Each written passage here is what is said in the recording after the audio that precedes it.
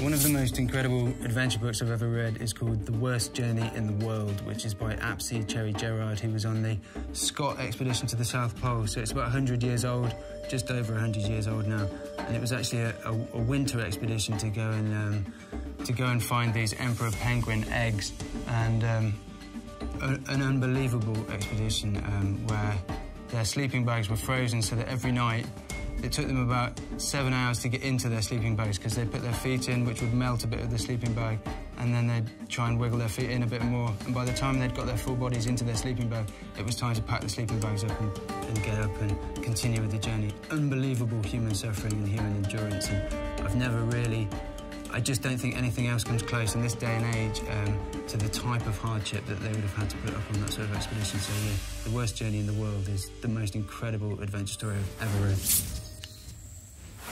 For me, one of the biggest inspirations to walk the Amazon was a book that I read by Joe Kane, which was about an expedition by a Polish kayaker called Piotr Chmieliński, who was the first man to run the entire length of the Amazon in a kayak. And an incredible book, an incredible journey. All sorts of things happened along the way. They got shot at, they got all sorts of death threats along the way. And they called the book Running the Amazon, and that was why I called my expedition Walking the Amazon. And actually went to the Explorers Club in New York and to give a talk on walking the Amazon. And Piotr turned up and introduced himself to me and said, "Hi, this is me." And it was amazing. And he gave me this book, an amazing glossy book of his expedition that he signed and gave to me. So that was quite a special moment because, you know, a lot of my planning and my preparation had been inspired by his expedition. I'm a terrible cook, absolutely terrible cook. I like food. I like food a lot, and I've become obsessive about food. Since being on an island, 60 days, I've just become a coconut fanatic.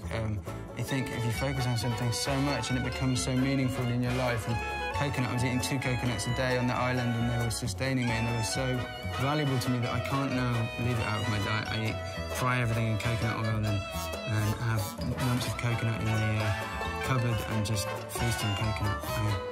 I'm rubbish at cooking, but I'm pretty obsessive about food. I think the thing that has surprised me the most during my adventures is when the impact of being isolated on an uninhabited Pacific island. I've always done expeditions with other people. I've been an expedition leader, I've been a platoon commander in the military, but I've never actually operated completely on my own, and I didn't realise how difficult that would be. When every single thought is internalised, when everything that you do has a direct consequence and there's no one to turn to for any advice, there's no one to share a joke with, there's no one to lean on in terms of when you're finding things tough. And for me, that was a big eye-opener. It was a big eye-opener in terms of how I operate and how dependent I am sometimes on people around me. So that was probably the biggest surprise I've experienced so far. I think I have to be very careful that I don't get caught up in the addiction, that the sort of adrenaline rush that adventures give.